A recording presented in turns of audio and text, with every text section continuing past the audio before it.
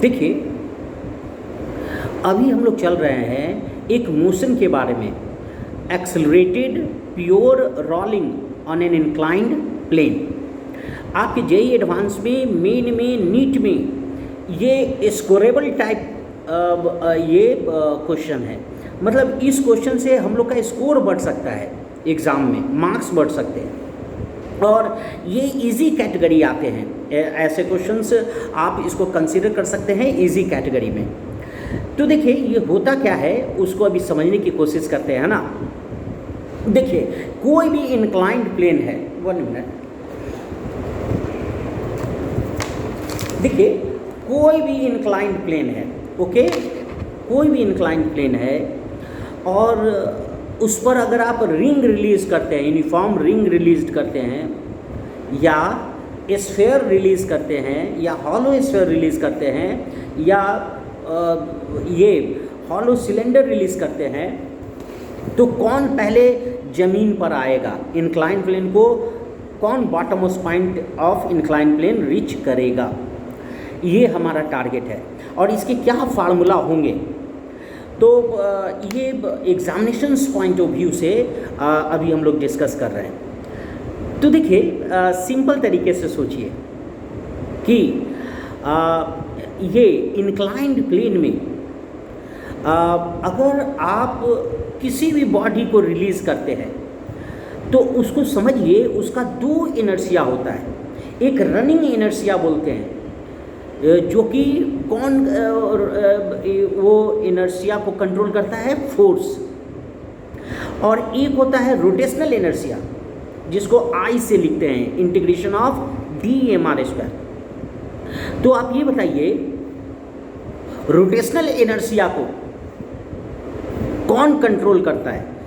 उसको fast rotate, slow rotate, rotation control कौन करता है? तो उस फिजिकल क्वांटिटी को फिजिक्स में आप क्या बोलते हैं? टॉर्क। ओके, तो देखिए, टॉर्क जो है वो क्या करता है?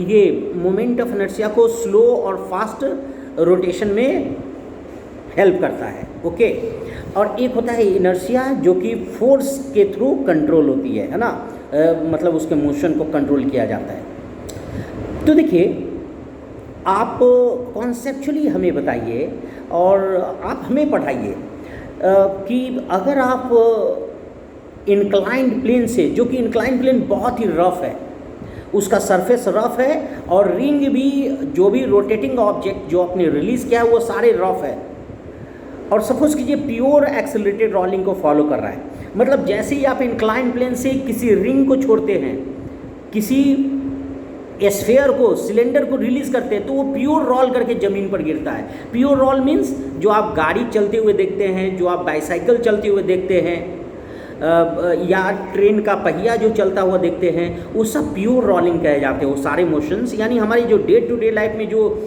रोलिंग आप देखते हैं, वो प्योर मोशन, वो एक्सेलरेटेड और uniform pure motion, uniform rolling में वो कंसिडर आप कर सकते हैं। तो देखिए, जो इंक्लाइंड प्लेन में एक्सेलरेटेड प्योर रोलिंग है, उसको आप सिंपल तरीके से बताइए किसकी इनर्शिया ज़्यादा होगी? Rotational inertia. देखिए कितना सिंपल है, आप किसी भी फार्मूला को हम लोग याद रख सकते हैं।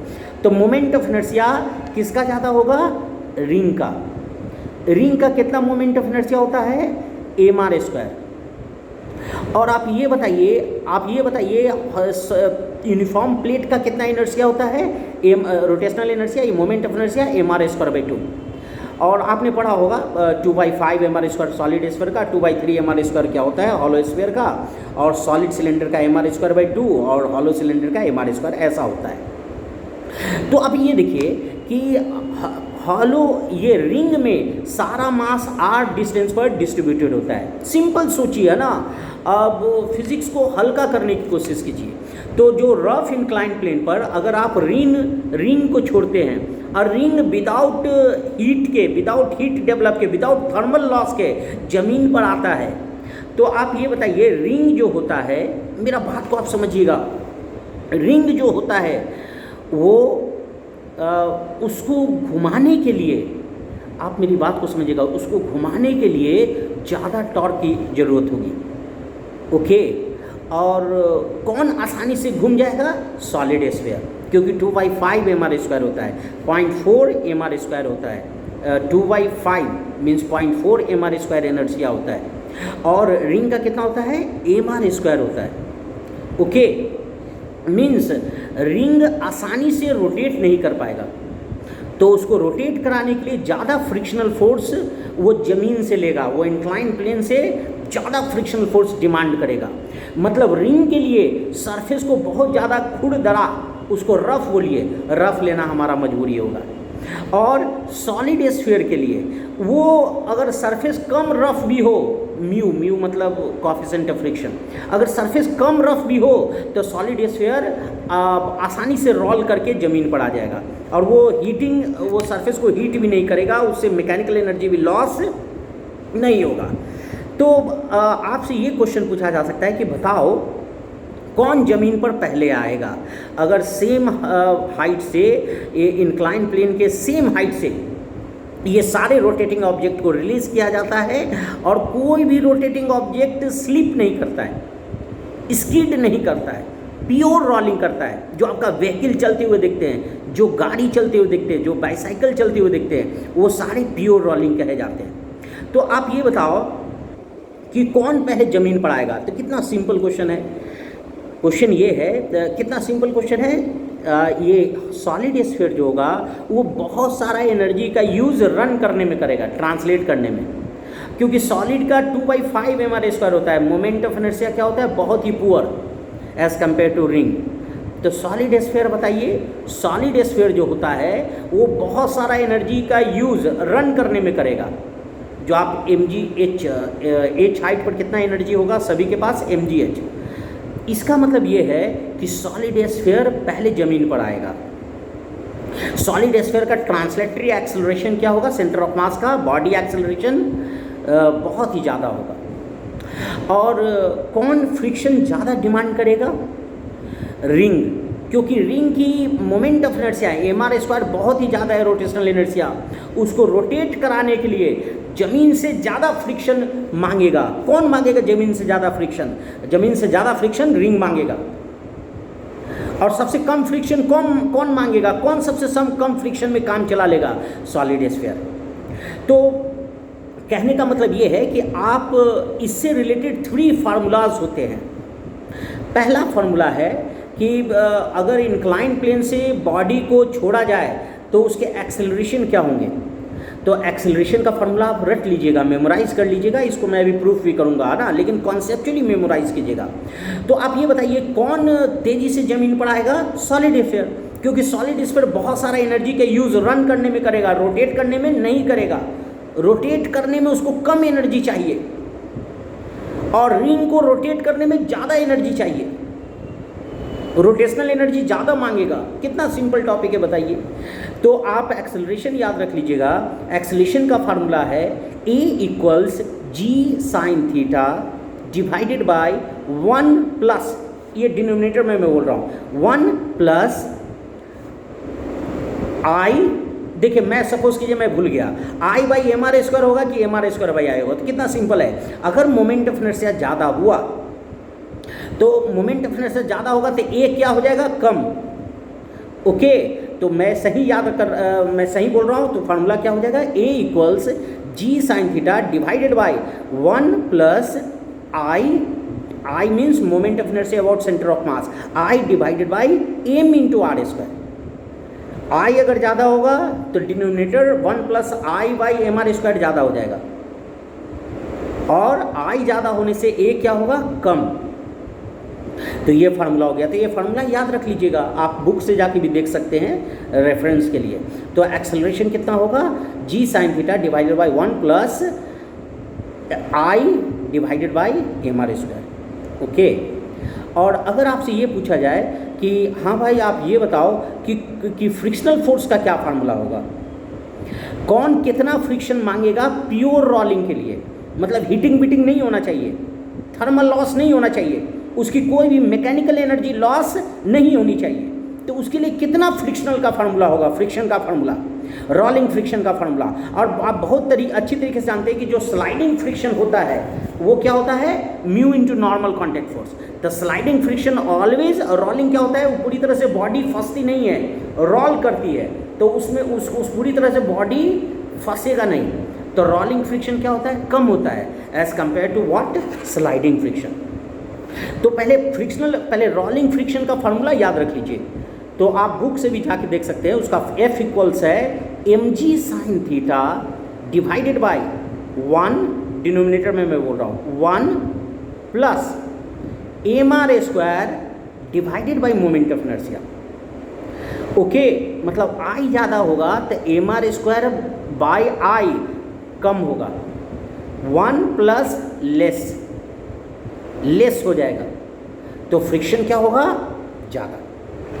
तो आप ऐसे भी याद रख सकते हैं। तो फ्रिक्शनल फार्मूला रोलिंग के लिए डाउन द इंक्लाइन में कितना फ्रिक्शन का यूज़ जरूरत पड़ेगा, और इंक्लाइन प्लेन से जो रोलिंग ऑब्जेक्ट है, रोलर जो है, वो कितना फ्रिक्शनल फोर्स मांगेगा, एब्जॉर्ब करेगा सरफेस से। तो आंसर है mg sin theta divided by mr square by moment of inertia.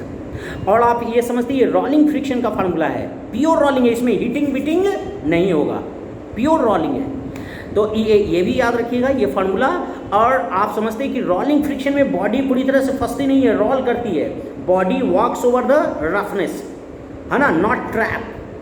तो मैक्सिमम फ्रिक्शनल फोर्स क्या होता है, स्लाइडिंग फ्रिक्शनल फोर्स। तो बस आपको एक इनइक्वलिटी का इक्वेशन लिख देना है, rolling friction F lesser than mu mg cos theta, sliding friction का फॉर्मूला आपने पढ़ा होगा न्यूटन्स लॉ में, म्यू mg cos थीटा होता है, म्यू इंटू नॉर्मल होता है। तो आपने अभी रोलिंग फ्रिक्शन का फार्मूला याद कर रखा है, mg sin theta divided by 1 plus mr square by I मतलब moment of inertia about centre of mass, less than mu mg cos theta, mg काट दीजिए तो म्यू ग्रेटर देन आ जाएगा tan theta divided by 1 plus mr square by moment of inertia. तो ये तीनों formula बहुत important है, आपके एग्ज़ाम में एवरी ईयर कोई ना कोई एग्ज़ाम में आपको दे सकते हैं। और ये देखिए कितना सिंपल टॉपिक है। मैं आपको सही बता रहा हूँ, एक बिना पढ़ा लिखा पर्सन भी फार्मूला तो नहीं बता सकता, ये ऑल 3 फार्मूला नहीं बता सकता, लेकिन हाँ वो जो पर्सन है जो बिना पढ़ा लिखा है वो कॉमन सेंस से बता देगा कि देखो भाई रिंग जो है वो अगर उसको इंक्लाइन प्लेन से छोड़ते हो और अगर तुम गाड़ी के तरह, बाइसाइकिल व्हील के तरह या ट्रक के जो आपके व्हील होते हैं उसके तरह, या जो भी व्हीकल के जो व्हील होते हैं उसका मोशन अगर देखना चाहते हो, नो हीटिंग वीटिंग देखना चाहते हो, तो चूंकि रिंग जो है वो उसका मास दूर दूर पर फैला हुआ है सेंटर से, तो वो ज़्यादा फ्रिक्शन मांगेगा, वो ज़्यादा रफनेस मांगेगा रोल करने के लिए, वो स्लिप कर जाएगा, वो हीट कर जाएगा, सरफेस को मैकेनिकल एनर्जी लॉस कर देगा थर्मल में। वो सॉलिड स्फीयर जो होगा, उस सॉलिड स्फीयर को कम भी रफ करोगे सरफेस चलेगा, वो एकदम गाड़ी की तरह चलेगा, व्हील की तरह चलेगा, बाइसाइकिल व्हील की तरह रोल करेगा, हीटिंग वीटिंग नहीं होगा। ऐसा कीजिए। तो वो देखिए, ये मैं आपको सही बता रहा हूँ, कॉम्पिटिटिव एग्जाम टफ क्वेश्चंस नहीं पूछते, न्यूमेरिकल्स नहीं पूछते। प्रॉब्लम कहाँ पर आ रहा है, प्रॉब्लम ये आ रहा है कि मैं सही बता रहा हूँ, एक बिना पढ़ा लिखा बंदा भी प्योर एक्सेलरेटेड प्योर रोलिंग को बता देगा। मैं आपको एकदम सही बता रहा हूँ, अगर वो बंदा थोड़ा सा समझता है प्रैक्टिकल थिंग्स को तो वो बता देगा कि देखो भाई रिंग बाद में गिरेगा, सॉलिड स्फीयर पहले गिरेगा, कॉन्सेप्चुअली भी बता देगा, थोड़ा सोच समझ के अप्रीहेंशन से बता देगा, लेकिन उसके क्वांटिटिव वैल्यू को नहीं बताएगा, मैथमेटिकल वैल्यूज को नहीं बताएगा। तो इसी कारण आप बात को समझिए, कॉम्पिटिटिव एग्जाम्स आपके न्यूमेरिकल्स को तो अच्छे पूछेंगे ही, हमको लगता है कि वो बहुत टफ है, लेकिन ऐसा दिखता नहीं है कि बहुत टफ क्वेश्चंस, मतलब मैसिवली टफ क्वेश्चंस है। तो आप ये देख लीजिएगा, ये ऑल 3 फार्मूलाज को अच्छा से देख लीजिएगा प्योर रोलिंग में। और बस ये, और अभी मैं इसका फार्मूला को प्रूफ भी करूँगा। आप ओवरऑल आप समझ जाइए कि रिंग जो है अगर आप इंक्लाइन प्लेन से छोड़ते हैं तो रिंग बहुत सारा एनर्जी का यूज़ घूमने में कर देगा, 50% एनर्जी का यूज़ कर देगा घूमने में। ओके, तो रिंग जमीन पर बाद में आएगा। रिंग की आई ज़्यादा होती है मोमेंट ऑफ इनर्शिया, तो रिंग घूमने के लिए ज़्यादा फोर्स मांगेगा। अब फोर्स कौन फोर्स देगा? फ्रिक्शनल फोर्स घुमाता है किसी भी बॉडी को इंक्लाइन प्लेन पर, तो फ्रिक्शनल फोर्स ज़्यादा देने के लिए आपको रफ करना पड़ेगा, सरफेस को रफ ज़्यादा करना पड़ेगा। ये सब फार्मूला आप कर लीजिए, मतलब सरफेस का रफनेस ज़्यादा होना चाहिए। ओके, और मेरे ख्याल से आप ये सब देख लीजिएगा, ये all 3-4 formula belonging to accelerated pure rolling on incline plane. और अभी मैं नेक्स्ट टर्न में I will prove this all formula in just next turn. Okay, तो बस थोड़ा सा हल्का सा सोचिए और उस पर प्रैक्टिस कीजिए, न्यूमेरिकल्स बनाइए, और बस यही है ना। मैं आपको श्योरली बता रहा हूँ, आप पास्ट ईयर्स के क्वेश्चंस को बना जाइए सारे, इनफ है, लेकिन आपको सारे क्वेश्चंस बनाने हैं। 45 ईयर्स के जो IITs में आ चुके जो क्वेश्चंस हैं, नीट वाले बच्चों को मैं बोल रहा हूँ, नीट में जो आ चुके क्वेश्चंस हैं, और बस यही है। और न्यू क्वेश्चंस मैं आपको देता रहूँगा, अभी जस्ट देख लीजिएगा, ठीक है। अभी मैं क्वेश्चंस चल रहा हूँ, इसके थ्योरी प्रूफ पर चल रहा हूँ।